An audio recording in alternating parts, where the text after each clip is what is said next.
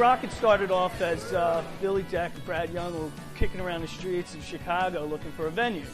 Came across the old lamp factory and said, wouldn't this make a great place? When we first opened 5 years ago, there really weren't too many places that were comfortable, yet had a really elevated level of food presentation. So I think people were surprised that they can come in and out sort of quick and be really comfortable in whatever they were wearing and get the best food possible. I call it comfort food with a twist. So these are the things that I grew up with. Putting a little spin on them will be a little more sophisticated.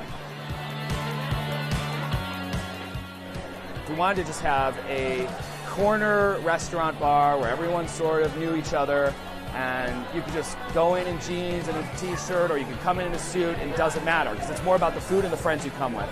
Chicago's a very social city, and they love their food. What I want people to say is what they have been saying. I've been very fortunate in that they've been telling friends that it's just very Chicago.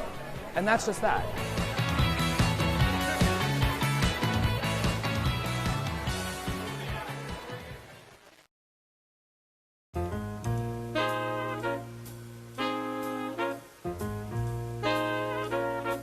Rebecca, you say that sky's the limit at Rockit. Tell us why you chose it. Rockit it's very close to where I live. It's right in the heart of the city. There is a ton around there as far as restaurants, bars, right on Hubbard Street, and a lot of different types of bars and restaurants even. The food is not your typical bar food. It is absolutely gourmet. When you think of a burger, and my favorite is the turkey burger, it's not your typical hamburger, ketchup, mustard. They do it a little bit more upscale. They have avocado, this chipotle mayonnaise. They serve it on a pretzel bun. The chicken pockets are wonderful. Some of their salads are absolutely excellent. French onion soup I've had there. Everything I've tried is really good. I was not a fan of Rockit. Sorry, Rebecca. I thought it was getting there in downtown, right? A little crazy. It was too crowded, it's too uppity. I had to feel like I needed to dress up for it. I had the turkey burger. Did you? I love the pretzel roll. Okay. And I love the mayo. But I felt like I would like something else. Maybe some caramelized onions, something else. You can ask for that. See, I should have known that. I should have gone with you. It was too stiff for me. They had great mojitos, though, and they were very attentive. I'm like, please hold off on the sugar, not too much, and the mojito was great. I had a different kind of experience. I thought it was going to be kind of uber hip. Well, you brought your mom. Yeah, well, I brought my mother-in-law, yeah. So I was a little worried going into it, but it actually was very comfortable, I thought, and very relaxed there. We had an absolutely fantastic time. I had to go with the Rockit Burger, the one that won the award for like best burger in the country. I got to say, it was really good. I don't know if it was the absolute best burger I ever had, but... Is that the Angus or the Kobe beef It was burger? like Kobe the beef. Kobe, Yeah, okay. It was really good. I'll tell you what was really amazing. I'm glad I brought my mother-in-law because I had, for the first time in my life, salmon with barbecue sauce, which is the weirdest. I don't even know why she picked it, but she did, and I tried it, and that was amazing. I would never have thought to put barbecue sauce with salmon, but I thought it was really good. The We didn't talk about the fries. Anybody have the sweet oh potato my fries? gosh, the fries. Those and what were the other ones? The truffle fries. Truffle fries. Those are amazing. So, again, not your typical cheese fries. They do something a little bit different, a little bit more unique. And desserts. I hope we talk about desserts. Well, let's talk about desserts. Those were the best desserts I just about ever had. What'd you have? Got a rum banana something with I know what it was. Bread pudding. It was a rum banana bread pudding, and then there was a brownie thing, like a chocolate brownie thing. It was amazing. Rosa, what could they have done differently to make you feel more comfortable? I think they could have told you, hey, maybe you should try this on the burger. Maybe you should try this. I think that just wasn't happening for me. Did you at least like the decor of the restaurant? I did. I really did enjoy the decor. They hired Nate Berkus to do the design. It's very sleek. They sort of think of the details. The antler chandelier was neat. What about those cool menus that are like the album covers that they take and they split in half? And I thought that was. I liked it.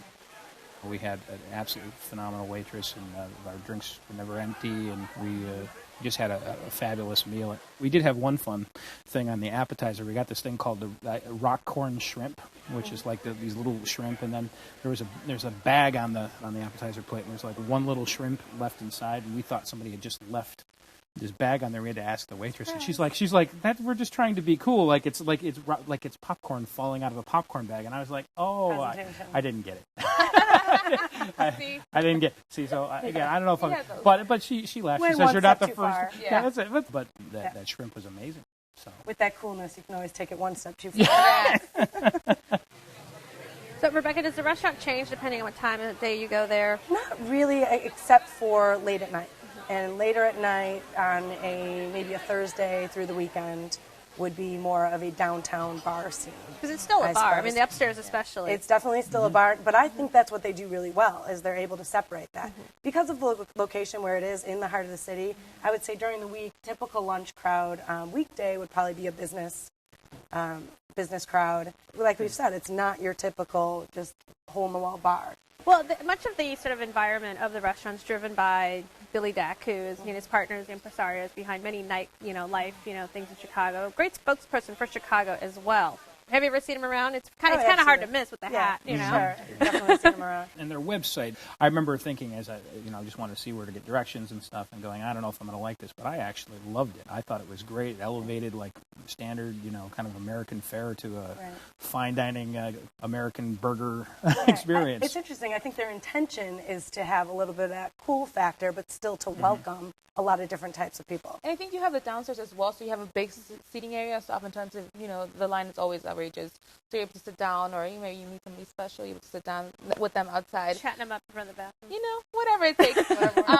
All right, Rebecca, you chose Rockit. Sum it up for us. Cool, fun, great food, not your typical bar food, unique, very detail-oriented, and I would say very attentive and welcoming to a wide array of people.